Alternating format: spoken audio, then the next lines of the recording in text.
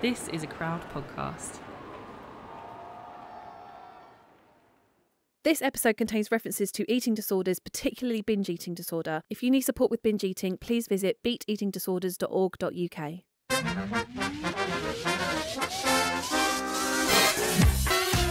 It's nice to see the bottom of your body. Did you shave your fanny for me? I did. You did.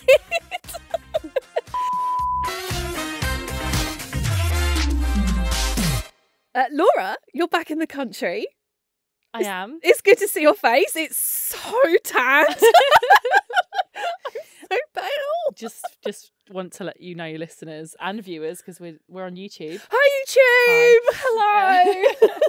Hello. Lauren fake tanned. Before we met up, so we're do you doing know this what? in person. I want to say that it wasn't on purpose for you, and I just did it for myself. But for sure, I did two. You're do a you know bit what? That's patchy. not bad. It's not too bad. Patchy. I'm Thanks, babes. orange. I'm oompa lumpery, aren't I? But that is your tan colour. Yeah. Officially is on the shade of orange. Sorry, not sorry. Don't hate me. But my favourite is that I tanned twice last night and I didn't feel like it was enough. So I put on a layer this morning. Obviously, I haven't washed off. So it's just like I'm still marinating in it. And I'm still hugely so much paler than Laura. Also, can someone please tell me the tan secrets of... I tan... Despite washing my hands, the tan sticks to the palm of my hands. Okay, so I have a little hack for you for that. Okay, yes. You have to... Don't want it. You have baking soda. Oh, of with course. water, Yeah, and then obviously. scrub it with a brush or toothbrush or something. What? Can I just not have orange hands and everyone just be fine I mean, with you it? can if that's the Look look how you wanna bad go that is. for. Honestly, it's so bad. It's not that bad. It's quite bad though, isn't it? It'd be fine if it was consistent colour. It's not. It's just like, oh, nice tan, and then orange palm of my hands, not the front. The beautiness. I can't add another layer onto my 25 million step beauty plan. It's just not possible. I appreciate that you did that. I did that for you. And also, I have had one of those weeks where, like, I've gone full troll. Yeah. I have not brushed my hair. Nice. For 4 days. I have showered. Not every day, but most days. And I haven't put makeup on or like plucked or shaved anything. And I did the full thing for you today. Oh, I want you to touch my shaved your legs. fanny just for me. I did not. Oh, okay. No, we only did. Well, I might do that this weekend. Just get it back on Bumble. Yeah. Would it be a bit weird if you shaved your fanny for me, to be fair, wouldn't it? Like, I'm not Little gonna bit. see I'm it. glad that you said that. Yeah. Anyway, but let's all get very excited about the fact that we're in person today. We're recording a few episodes in person, and this is so exciting. We haven't done this since May 2022. Really? It's the last time we recorded in person. Long time. So it's nice to see the bottom of your body. Did you shave your fanny for me? I did. You did. Why is this weird? This got weird really quickly, didn't it? Why did we have to go to shaved fannies? We don't know. We will never know. But it's so nice to see you in person. I missed you so much. Did you have a wonderful holiday? I really did, thanks. Yeah. It looked redonkulous. It was and I'm so really glad good. that you had a nice time. I was really poorly for like most of December, as you know. I just could not catch a break. And I was really poorly when I got there. But I just had the best time. I actually listened to a podcast called Maintenance Phase on holiday, and I've got a new obsession with Aubrey Gordon, who is the co-host. She's an author as well, and it's an amazing podcast, and it's we're like the Diet Coke version of We've it. decided that we both really love, and we've talked about like how our podcasts are obviously similar in some of the stuff we talk about, but very different in the delivery. Yeah, in that ours is like, and I understand that's probably mostly me, and I apologise. And Maintenance Phase is very considered, very intelligent, very thought out, very articulate. So we have decided that we are the Diet Coke version, if not the Audi own brand version of Maintenance Phase. That is literally it. Does Maintenance Phase have their very own bag of dicks? Like an actual physical hanging up behind Laura right now, bag of dicks? It does not. A whole bag full of dicks. I can't tell you how much I love this. It's amazing. This was made by a producer, and it's literally a red sack with a white felt penis on the front. That's quite large. Very large. Very large. I mean, I'd be happy with that. Yeah, I think we'd all be happy with that. So this is part of a new segment we've brought in about we're going to start putting things into the bag of dicks, basically, that we don't like and just deserve to be in there. We're going to do that a little bit later in this episode with our fabulous guest. But also I wanted to talk about our kind of antidote to the bag of dicks was, because you know me, I just like, the sunshine all the time. Mrs. Santa Claus. Mrs. Santa Claus was the sack of sunshine, but you didn't feel great about that. I hate that. Despite the wonderful Hallmark movie image it like gives. You don't want sack of sunshine. I do not like sack of sunshine. It makes me feel very uncomfortable. She doesn't want. Yeah. So we put it out on Instagram for some different names for the sack of sunshine. And we had some great ones. But my absolute favourite one was, and I think this has to win, fun bags. Fun bags. Seems almost like a little bit naughty, doesn't it? I absolutely love fun bags. Okay, well, let's go with fun. No, I don't like it. No, it feels like it's boobs. Fun bags. And it just feels correct. Yeah, fun bag. I actually thought ball bag. Oh, well, that's okay. That's fun where we're bag. at. No, I had an ex-boyfriend who called these the fun bags. So... And he's an ex. He's an ex-boyfriend. What? Yeah, because, bags are fun. Do we have to have it? Can we just be miserable and have a bag of dicks? Thanks. Absolutely not. Okay, well then just keep trying with suggestions, all right? Well, in my fun bags this week can be the fact that you're back in the country. Don't leave me ever again. Although I do love it when you go away, because I feel like you just soak up the sunshine and you just feel so much brighter. And I know you were so poorly at the end of the year and you just feel fabulous. Thank you. I do. I feel like I was meant to live in a much sunnier climate. 1000%. You need to leave the UK from between November to May. Yeah. And I think you'd be all right. I'm all right with that. So today's episode is a more serious topic, and it's something that's really close to my heart. I've shared previously about my experience with binge eating disorder. So I'm really, really excited to welcome a very special guest today. So we have Sarah Dosanjh, who is a former binge eater turned psychotherapist. So welcome, Sarah. How are you? I'm good, thank you. This is so exciting. We're Meeting in person. I know. This is so nice. We haven't had a guest in person for over a year, I think. Is it really This that is long? exciting. It might be 6 months. But either way. We are really, really excited to have you. We're really big fans. So thank you so much for being here. And we have had so many comments about this particular topic, talking about binge eating. Both Laura and I think, potentially struggle with it on different levels. So we're like, thank God you're here.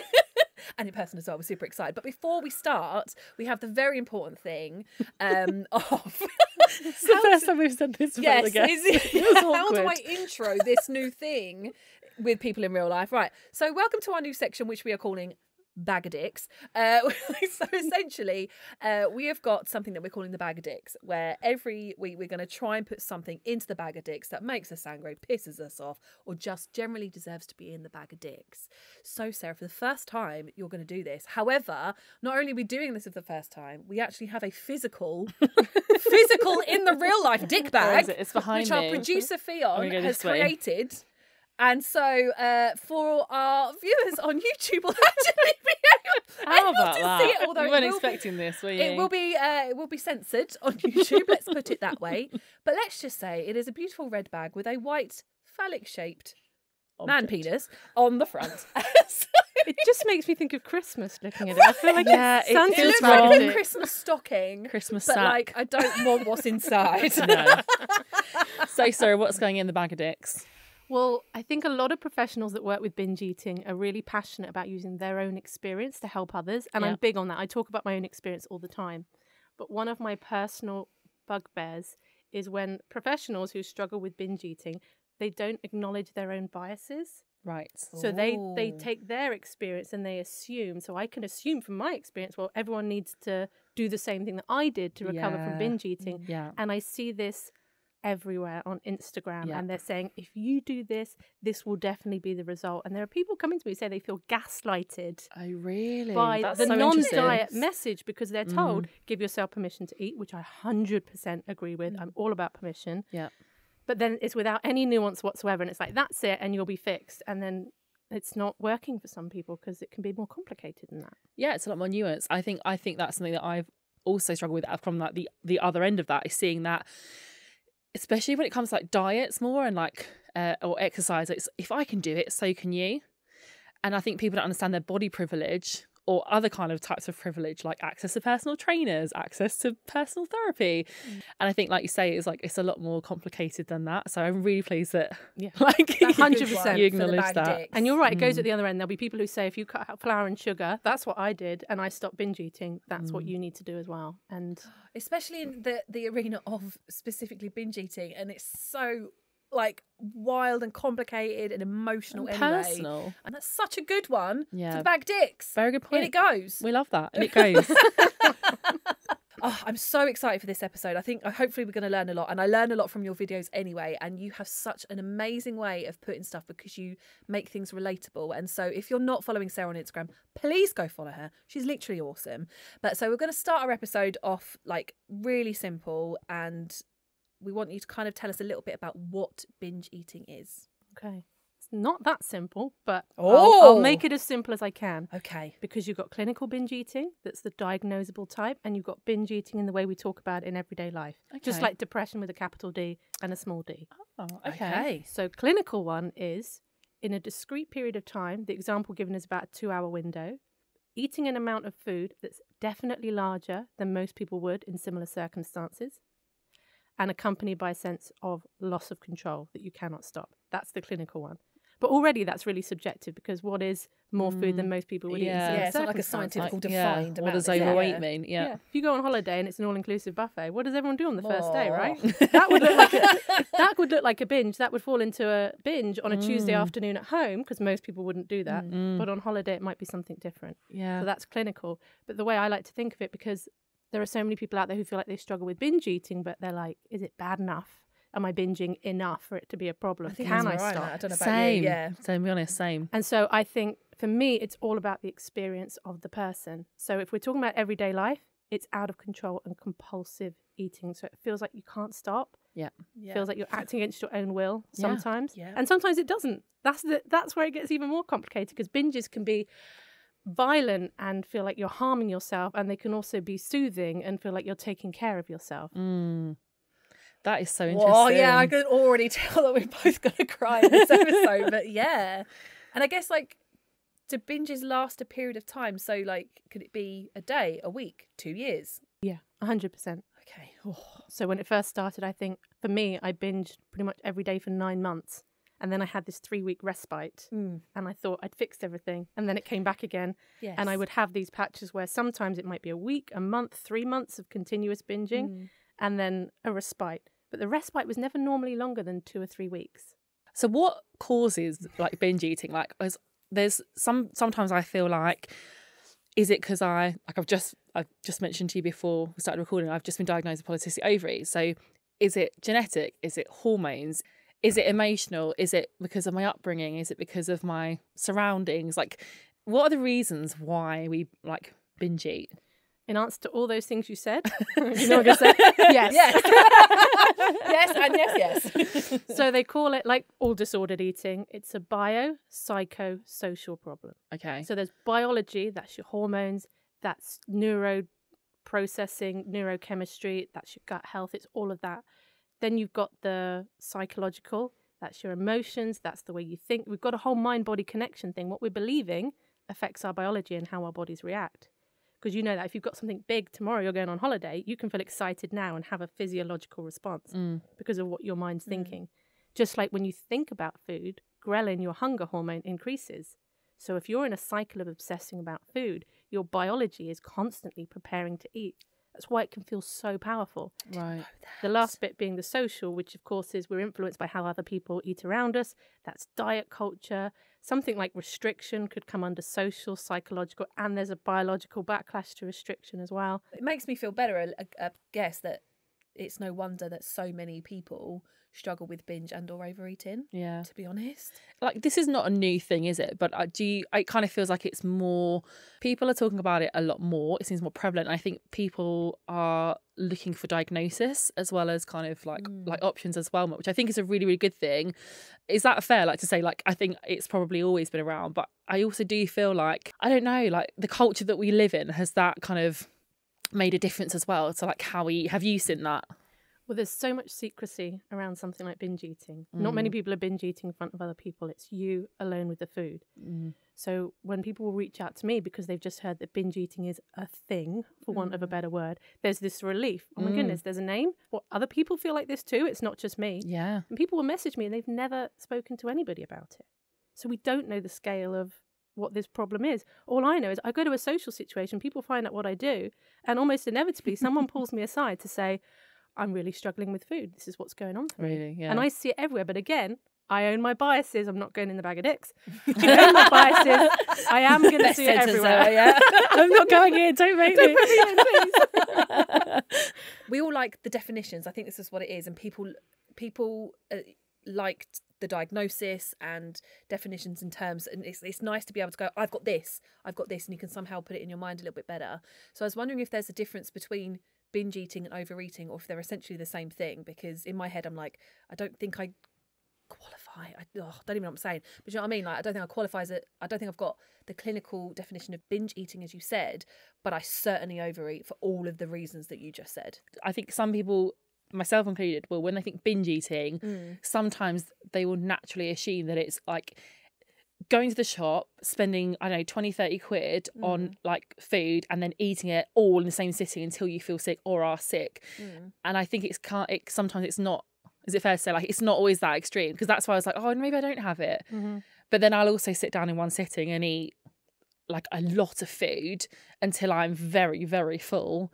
And only then will I feel satisfied, but then I'll hate myself. Blah, blah, blah, blah, blah. I come across this all the time where people are like, am I bad enough to qualify as this? Yeah, basically. And I have to be bad enough. So I struggled with binge eating for many years. And when I'm coming out of binge eating, a large part of it was letting go of restriction.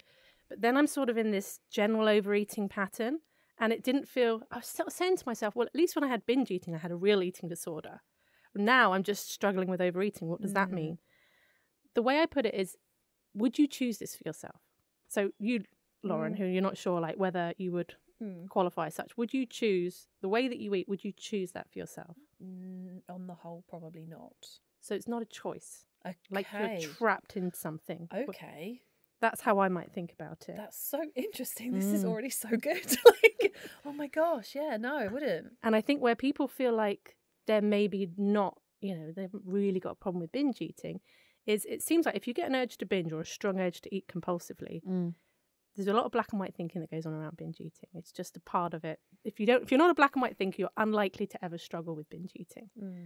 But if you get an urge to binge, it seems like I binge, I give in, or I fight it. It seems like those are the two options. But if you think about it, if you're having an urge to binge and you're trying to resist that urge, you've got like two voices in your head going, like, one just keeps going to the kitchen, the thing you want, the other one's going, I really shouldn't do it, and you're back and forth. To be in conflict with ourselves is so uncomfortable. It's agitating. We don't always have a name, for that feeling. And it always seems like really the only way to resolve that conflict is to eat. Otherwise, it feels like that could go on forever because you could say no, but the other part of your brain can go, no, go on, go on, go on. Yes. And I think people get so worn down by it that sometimes the impulse comes, you just don't even try and fight it because you know where it's going to end up. And then people feel guilty because they're like, I'm not fighting hard enough. So the reason why I'm struggling with this is because I'm not trying hard enough. And this is another way of knowing if it's a problem. It's the harder you try, the worse it seems to get with something like binge eating. Laura, I don't know about you, but my mind is blown. It does feel really like reassuring, like you said, like almost like validate. Like when I got diagnosed with PCOS, I was like, oh, okay, so there's a reason like for these sort of like things, and like the headaches, the sleepiness, the insulin, like wanting sugar, all of that. But I think that there's a lot of shame attached with binge eating. Is that something that you've kind of found like with the people that you help? Yeah, massively. And I've been there myself as well. I remember I would think to myself, I can't even feed myself. Like that seems like the most basic thing that a human being should be able to do. Yeah. And I couldn't do it. And so, yeah, and I think that's why now, like having these social spaces, these online spaces where people don't feel so alone is such a big part of it. And the way I think about it is like a binge kind of comes from the lower part of the brain. So in our lower brain, that's one of our emotional centers. So when we fall into shame, we're much more emotionally reactive. You'll see that some people, when they're in shame, they'll fold into themselves. Other people get aggressive. We become reactive. When we emotionally react, our lower brain becomes really active. And you can see it on scans. The blood flow moves away from your prefrontal cortex, where you're thinking, and into your lower brain. So now you're making decisions from the emotional part of your brain. And guess what else is there? Your appetite center as well. Oh. What? So that's why it feels like, you ever had that experience where it feels like it's just a switch? It doesn't even feel like you're making the decision. The decision's coming from another part of your brain. Yeah. You're thinking. Feels like a lack of perspective's control. gone. Yeah. I often feel like that, like really out of control. And I've often associated that, like I was talking about the shame, I've often associated that with a lack of self-discipline. And I think that for a lot of people that aren't in a bigger body or any kind of marginalised body, I think it's sometimes hard for people to understand, because they just think that like fatness is a choice, and like binge eating over it is a choice. And it certainly for me, it doesn't feel like that. And in other areas of my life, in terms of like work, relationships and other things, I'm like disciplined, and like this, for me anyway, feels like the one thing really that I don't feel like I have any control of. But then there's another sense for me that feels like I don't want control of it, because I love food, and it's like food is my crack. Mm-hmm. And like a crack addict doesn't want to give up crack, I don't want to give up my crisps and my chocolate and my sweets and stuff. Yeah. So yeah, sometimes it can just feel like it's a head fuck, basically. It's like I said earlier, it is really exhausting, I think, unless you look, you're getting emotional. No, it's just like literally. It's not. No, I'm enjoying listening to your story, and I agree with you. Like you're quite organised and in control of a lot of your life. And as you said, like the food is like the one thing. So as your friend, like I know, like you talking about that, I noticed that as well. And it's just so nice for somebody who is qualified to sit here and say, hey, do you know that your brain is like actually working against you, and do you know that, hey, it's not like your fault if you need that reassurance. It's just like, yeah, you're blowing my mind, babes. Your brain is trying to work for you. Okay. You know, so to look at it like an enemy that you want to fight, because this is what people do. They say, I just want to get rid of this part of me. Yeah. But because it is a part of us, you just end up in this constant fight with yourself, which you can't win. Do you know, did you ever see that Friends episode with Monica's closet? Yes. Where like it's all, so Monica's a super organised person, but her closet is an absolute Yes, state. yes. I almost feel like that's it with binge eating, because so many people like you, Laura, like they have their shit together in other areas of their life. It's all the chaos gets put into this one area here. Right. Does it feel like a rebellious act for you? Sometimes it's like it feels like I'm like almost like punishing myself, and sometimes I feel like I take care of the house and the dog and my husband, and I'm last. And like it's like also like for me, it almost does feel like I'm pushing down emotions. But like a lot of people that do that, it's because of trauma. And I don't think, apart from like hashtag daddy issues, growing up being bullied about my weight and it being a massive thing, I don't really feel like I had that. But yeah, like I do feel like it is almost sometimes like I'm punishing myself, but it's also a mixture of like pleasure as well. This is really deep and weird, but it's complex. But I don't know if I'm hearing you correctly, but what I'm hearing in that is I almost hear an apology in there that I haven't had the trauma. So what's my justification, if you like? Yeah. And I don't think that it's about that. And there's so many different aspects. Like if I can just, you've said before on your podcast that for you, you've used the term comfort eating, and you've talked about going through a traumatic time and it being a comfort. And I might want to reframe that and say that I think that was safety. Yes. Comfort minimizes, like it's the minimization of the experience and going like, it's not a big deal, but I'm still doing it and I feel terrible about myself that I'm doing it. You do it to try and feel safe when it's a trauma response. But in other ways, it can come up for so many kinds of reasons. You think food makes us feel safe. Like it regulates our nervous system. It calms everything down. So that's a big part of it for a lot of people too.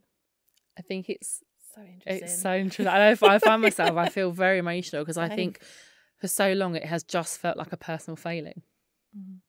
Yeah. But it's not. Honestly, we're both really emotional. I thought this today. I was like, I'm going to cry today. But yeah, you're so right. I think reframing it as safety. Oh my goodness. If you're, if anyone listens to this going through something traumatic, stressful, awful, I think reframing it as safety, because when you're in those moments, you need to feel safe and you don't feel safe. So I think that's huge. That has honestly blown my mind. Can you tell us, if you don't mind, a bit about your story and like how you said that you binge for like 9 months? That's how it started. I binged for Okay. 10 years. Wow. Right, okay, let's get so into tell this, us yes. if you're happy to. 9 Tell us months about was your the story. first binge as such. Okay. So I was 25, and for the first time in my life, I decided to try and lose a bit of weight. I grew up thin, so I'd never really struggled with my weight, and I was still thin when I tried to lose weight. And I just restricted for a couple of weeks. That was it. And then the binging came in unbelievable force.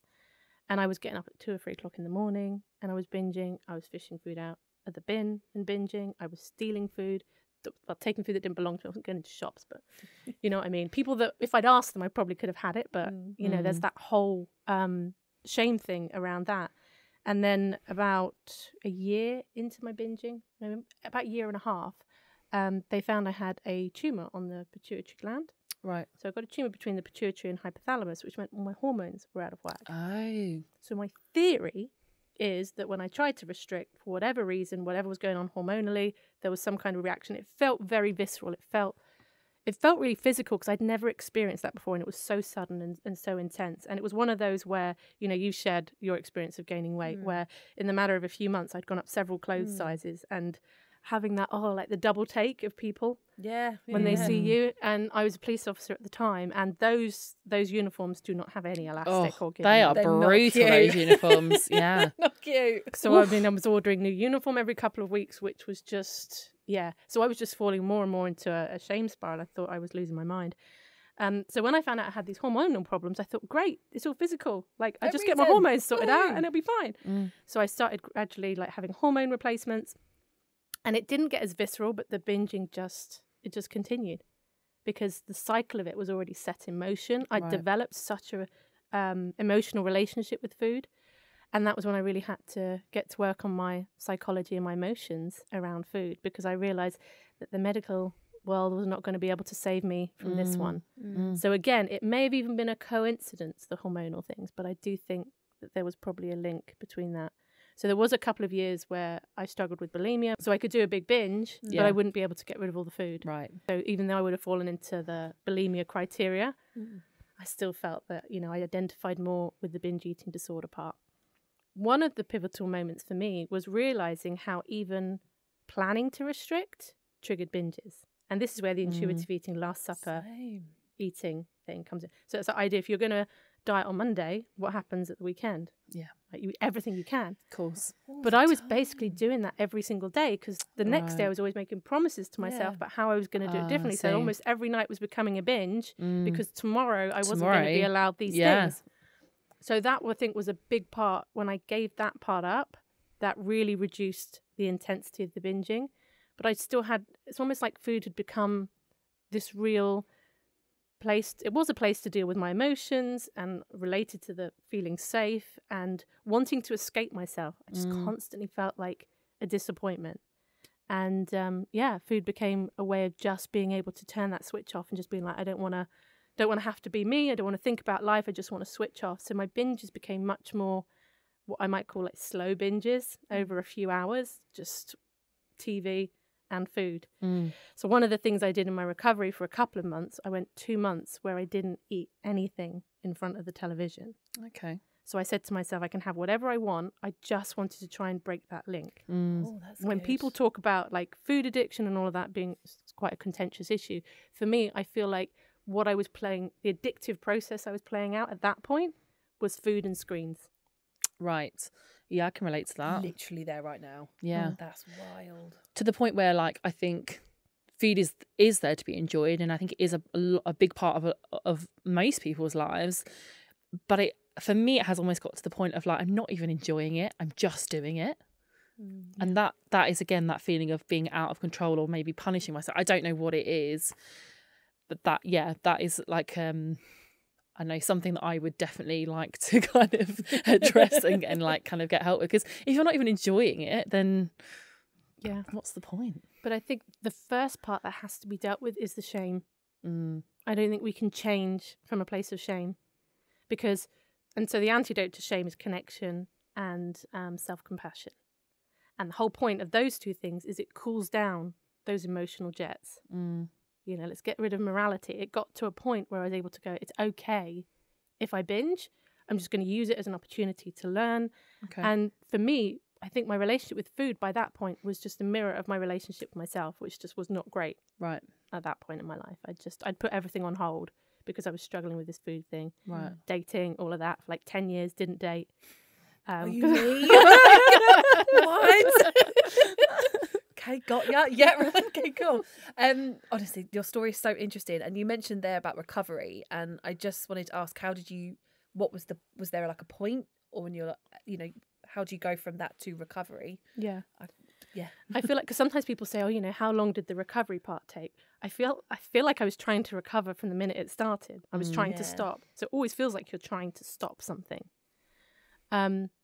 So there were just different points. There were like different twists and turns. I think the hormones helped a bit. They helped me to feel better. They gave me more energy because I was just fatigued all the time. So that did help a bit. The intuitive eating side of things really helped. Cool. But I think the biggest change for me was moving away from the black and white, all or nothing thinking. Okay. You know, it's like either I can have this or I can't. I should or I shouldn't. And one of the ways I talk about permission is like with food, you're never saying yes or no to food. That's not the question. The question is now or not now. If you know you can always have it. There's very few occasions where this is your only opportunity to have it. True. And I think the permission part sometimes gets interpreted as now. Yeah. But if you look at the two options as being like have the food or don't have the food, there's a whole grey area there about how do you gently negotiate with those two parts. One part that's saying have it, one part that's saying don't have it, or this is not a good idea, or you're going to feel bad about it later. And that's the relationship with ourselves, to be able to negotiate with different parts of ourselves. That is such an interesting point, isn't it? It's not now or never, it's now or not now. Like, that is so interesting. I definitely think I have a fear of being hungry. And I don't know, and I really struggle with secret eating as well. Like, me and my husband always have a bit of a joke about it, like, because I hide food and I have to change my stash location because he will find it. But I get more pleasure out of eating in secret and having hidden food. And yeah, like that whole fear of hunger thing. Like, I don't know, that's blown my mind. That's a really interesting way of thinking about it. Yeah. Because I think, again, like you touched on that morality of food, I think that's something that a lot of us have grown up with, of like food is good or bad and you are a good or bad person for eating it. When in reality, that's not the case. Like, some food has more nutritional or less nutritional value, but we do place a lot of our kind of like worth, don't we, on like, I've had a bad day because I've been bad because I've eaten bad food. Yeah. And it's hearing it all the time in the such a staff kitchen. spiral. Oh, I'm going to be good today. I'm going to be bad today. And I don't think we're going Diet to change starts that. Monday. People are going to say that. You can talk to them, but they're always going to say it. It's going to be always around. So yeah, that morality of food. And you did a really good video recently. This is what I mean by say, like, you phrase things so fabulously, and you had a carrot and a carrot cupcake, and you were like, you know, sometimes I want the carrot, sometimes I want the cupcake. I'm going to have the carrot in a roast dinner, and I'm going to have a cupcake if I want something more enjoyable and fun. But the fact that I want the carrot or the cupcake doesn't make me a bad or good person. But the cake's always going to be more appealing to me as well. I think sometimes it can make it sound like, look, I can have either one of these, and because I'm just so neutral about foods, and my body wants exactly what it wants. And that's another danger, is when you're hearing people say, listen to what your body wants. My body wants cake. Well, your body doesn't know I want cake. your body doesn't have words. The words come from the mind. So anything that's coming from your body has to be interpreted in the mind. Well, what's in the mind? Shed load of diet culture stuff, a whole load of judgment. So you've got all of that going on at the same time as you're trying to listen to your body, and it's oversimplified, this message. At what point did you realise like this was a problem, and what did you do to get help to resolve it? I think the first time that I thought, oh shit, I'm in trouble, was probably only a couple of weeks into it. And I think I'd got up at about 2:00 in the morning and fished the Domino's pizza out of the bin to eat it. A pizza that I had taken out of the box and put in the bin to stop myself from doing that. And I still went and did it. And I was like, what the hell is going on? And I was frightened. I was really, really scared at that point. It really did scare me, because that was the point where I really realised I don't know what this thing is. And contrary to a lot of people who are a bit more secretive about it, at the time, in the beginning, I was telling everyone because I couldn't understand what this thing was. And I wanted somebody to give me this incredible answer, because it seemed to hit me like a bolt from the blue. So when I decided to start training to be a therapist when I was 31, I was still struggling with binge eating. I was still in it. I didn't become a therapist in order to work with binge eating. Right. I think in the back of my mind, I thought, if I ever managed to get through this, then maybe I would. But at the time when I joined, I just needed some meaning in my life. I think, was a big part of it for me. So as you train to be a therapist, you have to go into therapy yourself. So there was that. I never worked with any therapists who knew anything about this stuff. So I've had therapists recommend to me that I do the 5-2 diet. This was when I was struggling with bulimia. I had my first therapist I ever went to see was a CBT therapist who was a specialist in binge eating. And after my 7th session, I remember I was doing everything she told me. I was the perfect client, but my binge eating was as bad as ever. Nothing was calming down. And just as I left, she said, Sarah, she goes, I really want you to try this week. And like, oh, like the shame that came down. I carried that story for years. That the reason why I hadn't come through this was because I wasn't trying hard enough. So, as I said, a big turning point was realizing the restriction. Even thinking about restriction was causing binge eating. And then getting to a place where I had to accept my body where it was. And I realized I would rather have my sanity around food than pursue weight loss. And sometimes people will say, well, how do you get to that point? How do you get to that point where you're willing to accept your body? And the only thing I can say to that was just hurting too much to try not to. When that part kind of came in, that was, as I said, when the binge eating reduced. And then it was a couple of years of really just trying to understand my relationship with food, refusing to shame myself for food. So even now, I have a pact with myself that if I were to binge again, I am not going to shame myself about it. You know, I'm not going to feel like that's a failing, like there's something going on there for me to understand. I imagine I'd probably end up talking about it on my YouTube or on my podcast or something like that. I imagine I would be open about it, but I'm just not going to shame myself about it. So a big part was really, I know it sounds so cliche, but it was really the self-acceptance part. And the acceptance of being able to be with myself even when I felt like I wasn't being productive. Because how often does binge eating and unproductivity go hand in hand? When you've had a really productive day, a lot of people find their urge to binge is much less compared to when you have a day where you don't feel productive. Oh my God, so true. Yeah. If you've got a really critical voice in your head, and food is a really good way of switching that off and tuning out to it for a bit, you don't have to keep hearing all the things you should be doing and should be being. That's another part of it as well. So I think the therapy really helped me to understand myself. But I feel like a lot of the stuff I did around food was kind of done on my own. A question I think a lot of our listeners will be sitting listening to this thinking is, how do I get better? Is this ever going to end, basically? That is actually a question that someone did come in and say to us. I know it can sound like everything's stacked against you, but there is so much hope. I think one of the places where people fall into the pit of despair is they think, well, I'm here, I'm binging, and I want to be not binging. And that looks so far away. And this, again, is the all or nothing thinking. So if they're at a 1 and they want to get to 100, the question is often, well, what would a 7 look like? What would an 18 look like? You can always get into a more comfortable place with food and with your relationship with food. And is it still worth it to hit a 75? Because sometimes the all or nothing thinking is like, no, unless I can be completely binge free and lose a load of weight and do all of that, then it's not worth it. And so the first thing is, as I've said before, like, you've got to work on the shame and do that through connection. And I think your podcast offers that connection. Connection doesn't just have to be talking to somebody. When you're listening to something and it resonates, you're thinking, oh my goodness, that's me. That's a moment of connection as well. And the self-compassion part, which sometimes makes people like cringe, is so, so important, because that's what cools down your lower brain so that you can keep your perspective brain like online.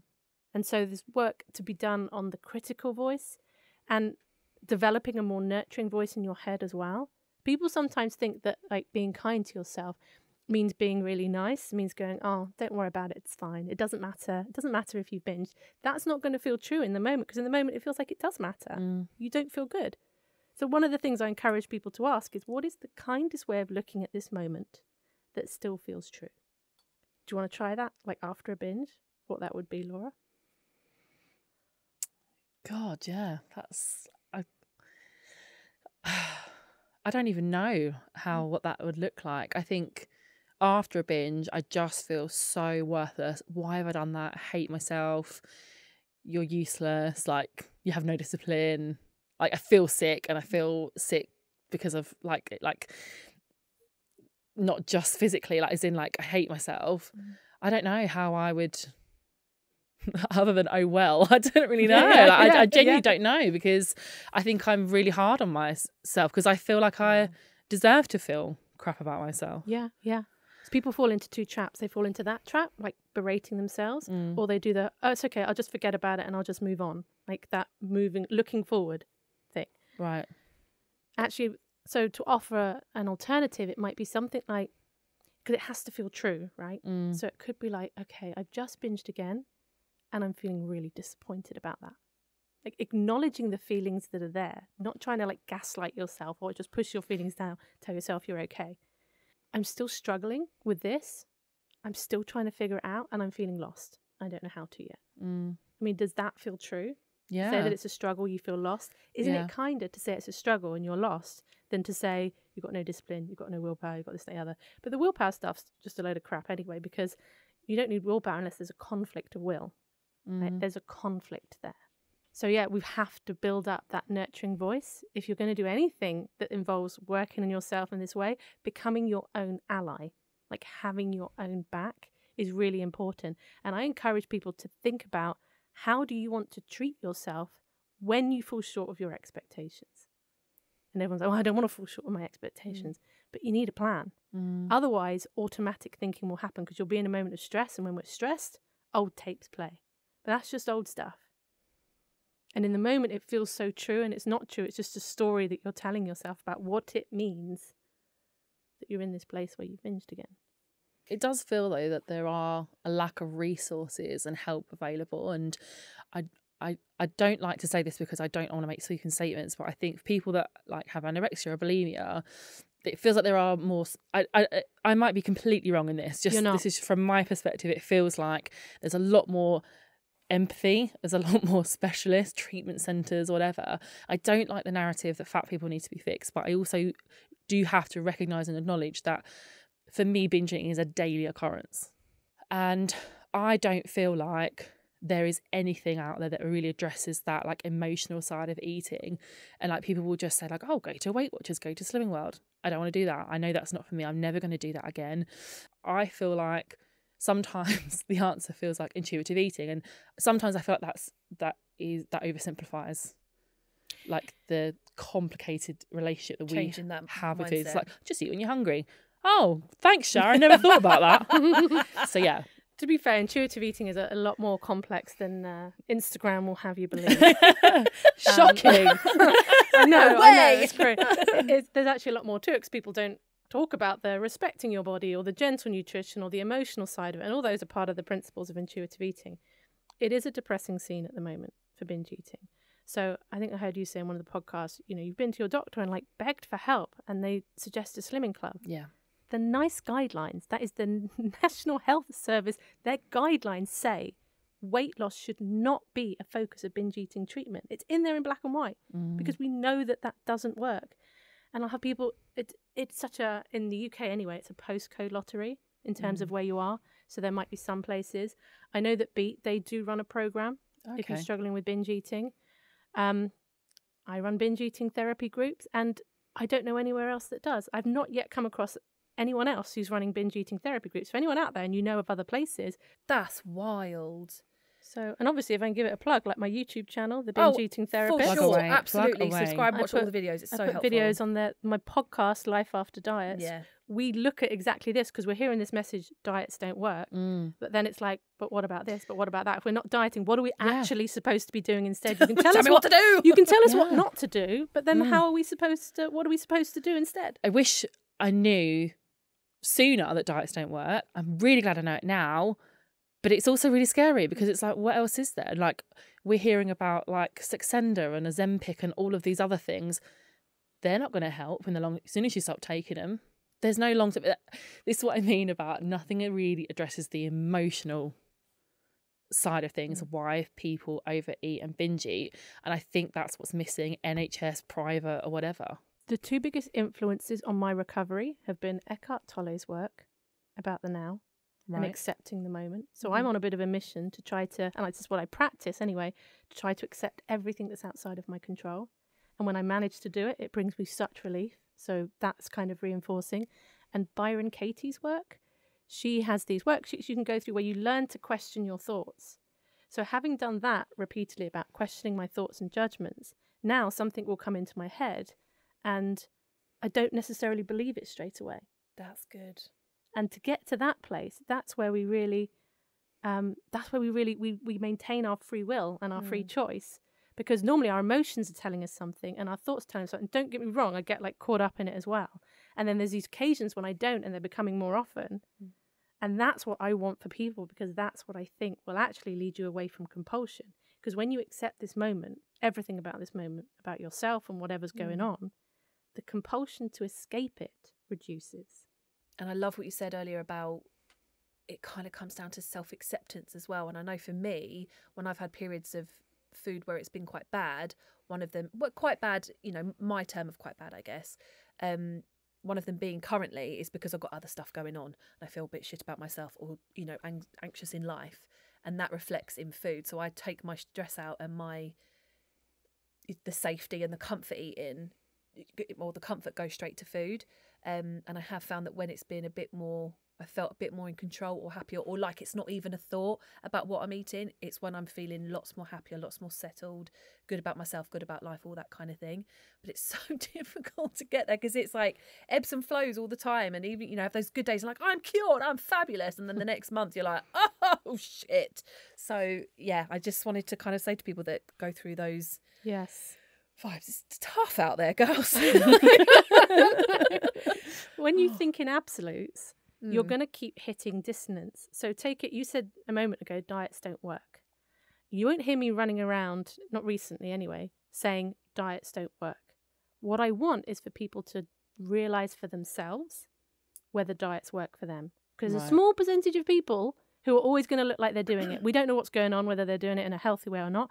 So if you've got this thought in your head and you've heard this diets don't work, and that's 100% true, when you hear someone talking about a diet, or you see something going on and it seems to be working, like that's why we feel triggered. Right. Whereas if we can just ask the question, do diets work for me? I know I can't pursue weight loss because my emotional and mental health suffers too much if I do. And I know that, and I can accept that for myself. And it's okay. It has to be okay for me if it works for other people. Otherwise, there's this comparison thing going on all the time. And that's Such just a good point. Yeah. not fun. Because, yeah, like you do see people and they're like, I did keto, I done this, and I'm magically cured. And you're like, oh. And it goes back to what you said right at the top of the episode of like when people be like, if I can do it, so can you. And it's a lot more individual than that, isn't it? Yeah. And it's powerful when we realise it for ourselves. So I'll say to people, because obviously all the time I'm working with people and they really do want to lose weight. It's a big thing for them. And I'll be asking them, what happens when you focus on weight loss? What happens to your food? And then let them answer it, as opposed to saying, oh, you know, that's not a good idea. And I think we need to be honest about the desire when the desire's there. Because if we push things out of our consciousness and we're like, no, I don't care about weight loss. I don't care about weight loss. We push it back there. I think it's the stuff that's outside of our awareness that trips us up, that leads us into some kind of self-sabotage. So I love your honesty. Like, you've been on a whole journey with your body image. Oh, babe, and it's you all can, over the place. but you still say there's still always going to be a part of me, as far as you know, that's would rather lose weight. Absolutely, all the time. Yeah. I don't think I'll get rid of it, but I'm also honest enough to say that that's the case. But then I think the task is not necessarily to get rid of it because it's around us all the time. The task is, how do I manage this desire to lose weight in a way that then doesn't trip me up or derail me in the way I'm eating? Yeah. So true. And stop you living your life. Like, it's really hard. Yeah, it's so emotional. It is very emotional. Because this is something I've been dealing with since I was like 8 years old. I remember my dad literally was like, let's all weigh ourselves as a family and lose weight as a family, even though I was the only one that was like needed to lose weight. I love that. As a family. He had really good intentions. And I remember getting on the scales and he went, oh my God. And it was always about kind of like weathering the storm of conversations around, you need to lose weight. Like, no one's going to love you looking like that. You look awful. Like, it was hard. Yeah. So I think, how can you say you don't have that? Is trauma. Like, do you know what I mean? Like, and it is your response to that, but it's also, do you know what I mean? Like, I'm emotional thinking about it, but from a therapy 101 perspective, with what you've described, what it would say taking that angle would be that 8-year-old is still in you, still feeling the way that you do. And the way that you talk to yourself is probably the way that you were treated and spoken to. So the work would be treating yourself the way you needed to be treated back then. Like, what did 8-year-old you need when she was feeling the way that she felt? That's what you now, unfortunately, as the grown-up, sucks being a grown-up. As the grown-up, learning how to offer that to yourself would start to shift some of that stuff.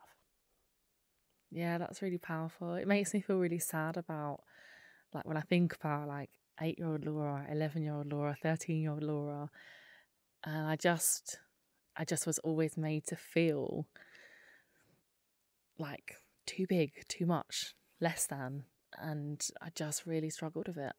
And I think it was also really hard having a brother that was normal, you know, athletic, just ate when he was hungry, ate a lot, never seemed to have, like, put on any weight or anything. And yeah, I think I need to go back to therapy. It's our 3rd season of this podcast, and I like to think that we're pretty good. You know, we talk really well about it, and you know, we've got a really good community, and we know that what we talk about has impact. But there's no way that we would talk about these things in the way that you do, or understand them in the way that you do. And so I think the therapy side of the self-acceptance, body image, body positive, body confidence journey is so important.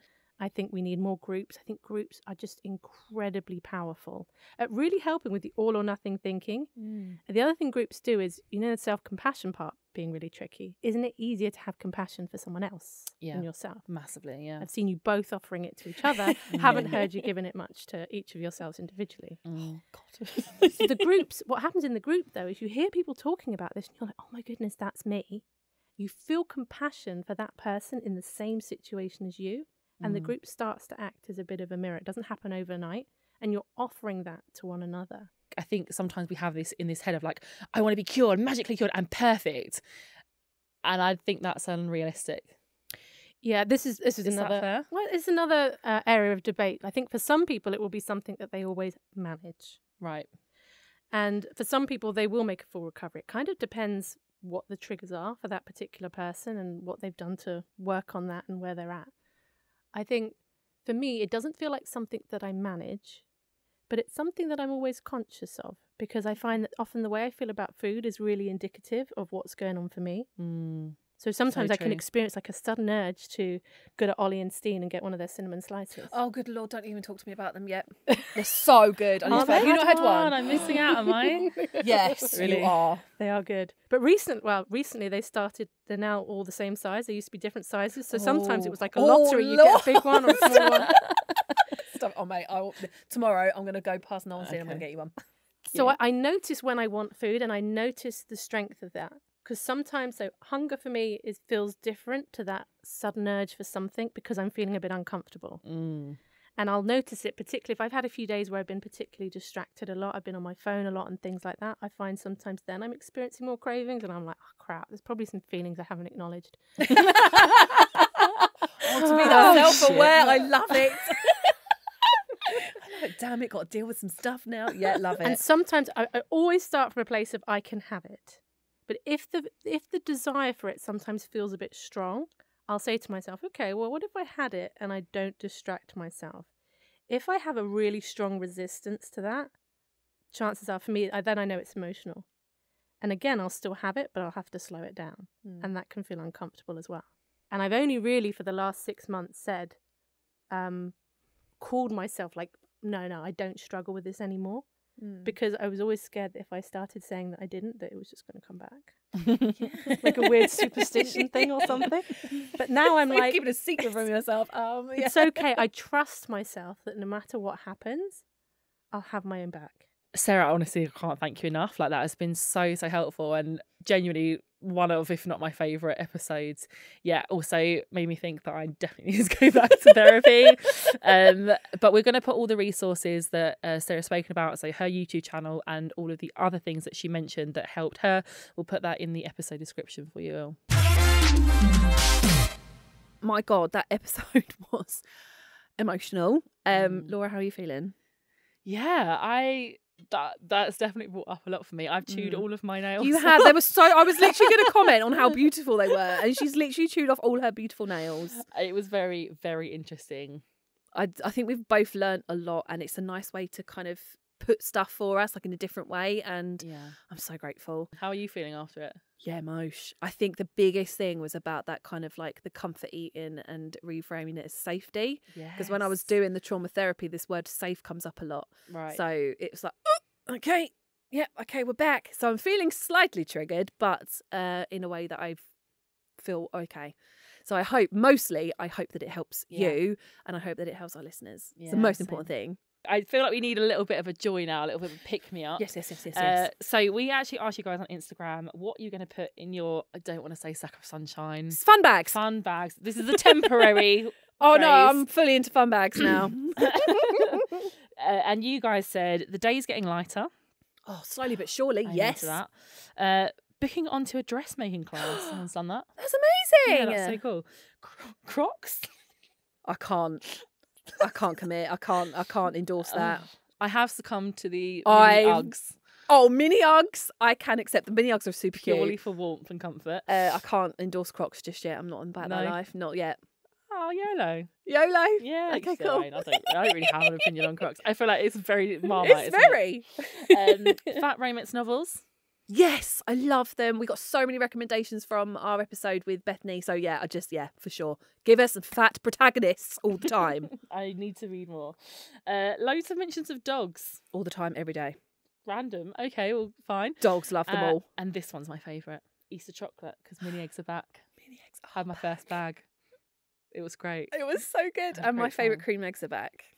I will revolt for cream eggs. You will revolt? Yeah, I will start a revolution if they get rid of cream eggs. I will lead the revolution. Okay. Yeah. I feel the same about mini eggs. Yeah, literally we need to do I will Easter join you. costumes. I'll dress you up. It's been a long day, guys. It has been a long day. I'll dress up as a mini egg, and you can go as a cream egg. Dress up as a mini egg? You could just have lots on you. Shit, yeah. And you can just casually eat it throughout the day. No, you're just like you just want to be one big egg. Purple speckled egg. That's beautiful. I see that for you. And you could go, like the avocado costumes where they're like 2p. Yeah, yes. That's what we should do. I'll be one half of your cream egg. Babes, that's beautiful. On that note, thank you so much. Sorry, you're the other half of my cream egg, and that's just really beautiful. I feel like not everyone would understand how important that is. That is love and friendship right there. The half of my cream egg. I love you so much. Am I the yolk? You could be the yolk, you know. Oh. You could be. This has got out of hand. This is what happens when we do the serious stuff. We cannot possibly be serious. I have jet lag. What's your excuse? I'm just high on life, babes. And on that note, thank you so much for listening. And don't forget that we are on Instagram at GoLoveYourselfPod, and you can also email us golove@crowdnetwork.co.uk.